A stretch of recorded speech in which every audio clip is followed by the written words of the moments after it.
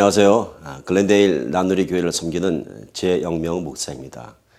오늘은 요한복음 16장 12절에서 14절 말씀을 통해서 세상을 다시 보라라는 제목으로 여러분과 함께 귀한 은혜 나누기를 바랍니다. 오늘 말씀을 통해서 세상을 다시 한번 볼 수 있는 저와 여러분이 되기를 소망합니다.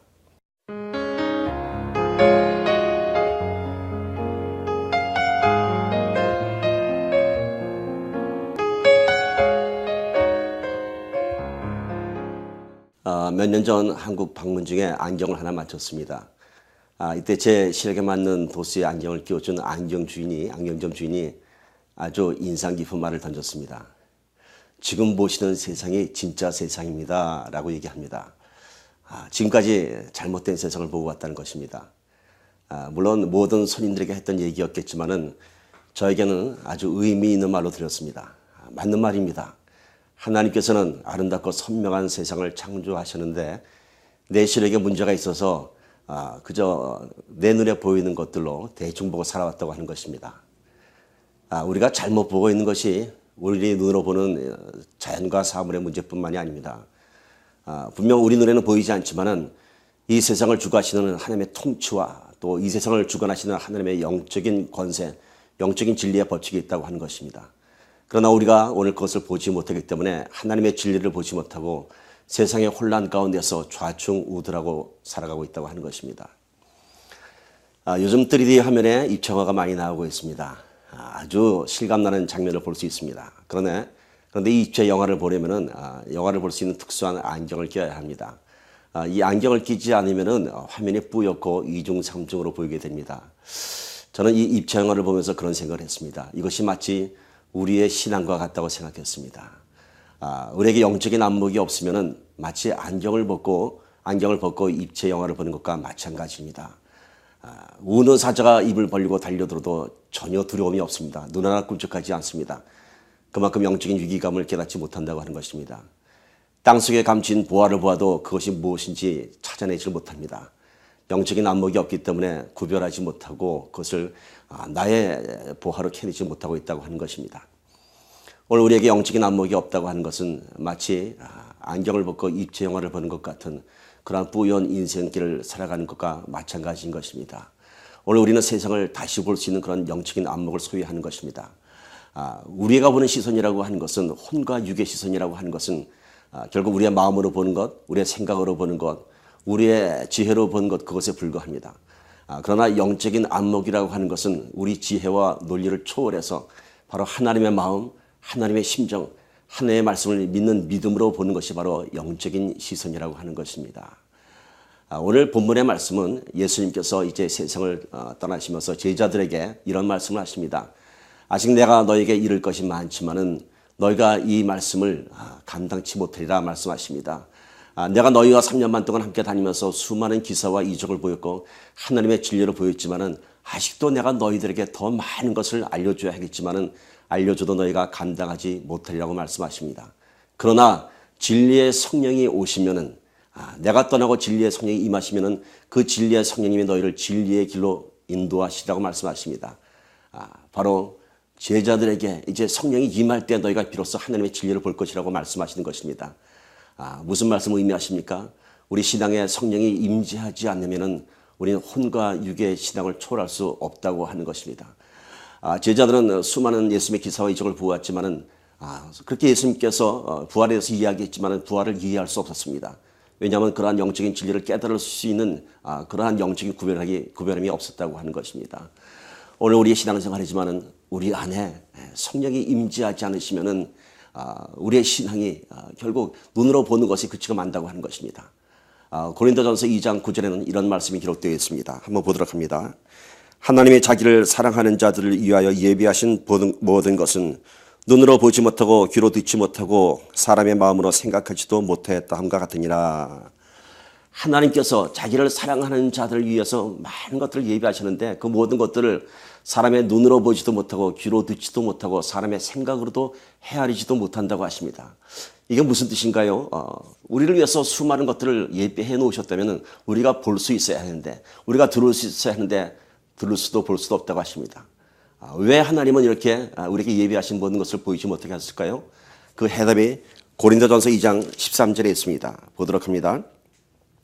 우리가 이것을 말하거니와 사람의 지혜가 가르친 말로 아니하고 오직 성령께서 가르치신 것으로 하니 영적인 일은 영적인 것으로 분별하느니라. 아멘. 하나님께서 우리에게 가르치시고자 하는 것은 영적인 것입니다. 영적인 것은 영적인 것으로 분별한다고 합니다. 지혜에 가르친 말로 하지 아니하고 성령으로 가르치신다고 합니다. 오늘 우리가 참 수많은 말씀을 듣고 말씀을 우리가 읽고 보아도 그 안에 성령이 임재하시 아니하시면은 그저 지식에 머무르고 만다고 하는 것입니다. 성령께서 임재하실 때 그 말씀이 우리 안에 영적인 것으로 전환되고 영적인 권세와 능력이 된다고 하는 것입니다. 오늘 이 고린도전서 2장 9절에서 말씀을 보시면서 오늘 우리가 지혜에 가르친 말로 깨닫는 우리가 아닌 영적인 것으로 보는 저와 여러분이 되기를 소망합니다.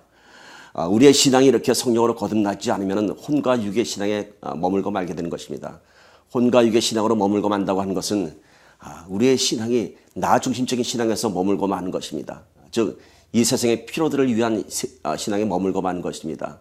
즉 잘 먹고 잘 살기 위한 것들, 또 내 사업에 성공하기 위한 것들, 또 내 병이 낫기 위한 것들, 내 자녀가 축복받기 위한 것들, 이런 것에 신앙의 초점이 맞춰진다고 하는 것입니다. 결국 저급한 기복신앙에 머물고 마는 것입니다. 그러나 성령이 임하게 되면은 이제 비로소 하나님의 진리를 발견하게 될 것이고, 이제 내가 죽고 그 자리에 예수 믿으면 내가 죽고 그 자리에 십자가가 들어서는 그러한 거듭난 신앙이 된다고 하는 것입니다. 오늘 우리가 걸어가는 길은 우리의 신앙의 길은 나를 보며 가는 것이 아니라 십자가를 바라보며 가는 그런 신앙의 길이 되기를 간절히 소망합니다.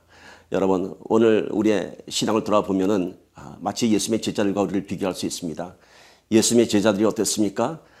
그들은 예수님의 그 기사와 이적의 현장에서 예수를 메시아로 쫓아다녔습니다. 그러나 예수님께서 십자가에 매달리는 순간 그들은 다 뿔뿔이 흩어졌습니다. 왜 그럴까요? 그들은 눈으로 보는 것으로 예수님을 쫓아다녔고 눈으로 보는 것으로 좌절하고 말았습니다. 수많은 예수님의 기사와 기적을 보면서 그들은 예수님 메시아임을 고백했지만은 처참히 십자가에 못 박혀 돌아가시는 예수님을 바라보며 그들은 좌절하고 절망할 수밖에 없었습니다. 눈으로 보고 쫓았기 때문인 것입니다. 그러나 훗날 이 제자들이 부활하신 예수님을 만나고 마가 다락방에 성령이 임하실 때 그들은 이제 비로소 눈으로 보고 쫓아가는 제자들이 아닌 이제 성령의 능력으로 죽음을 마다하고 이 세상의 믿음을 선포하는 그러한 제자가 되었습니다. 엠마오의 세 제자들을 우리는 기억합니다. 그들이 좌절하고 낙향할 때 예수님께서 그 옆에 다가섰지만 예수님을 알아볼 수 없었습니다. 너무도 많은 좌절 가운데 빠져 있었기 때문인 것입니다. 예수님께서 그들에게 말씀을 풀어주시며 그들의 말씀을 뜨겁게 하며 성령이 임할 때 그들은 예수님을 알아볼 수 있었습니다. 그들이 영의 안목이 되었을 때 했던 것이 무엇입니까요? 자신들의 사명을 발견했습니다. 예루살렘으로 돌아갔습니다. Back to Jerusalem 했습니다.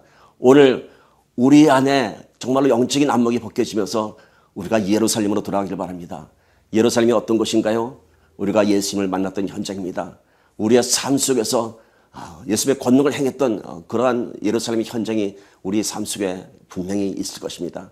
첫사랑을 기억해 보십시오. 그것이 바로 예루살렘이고요.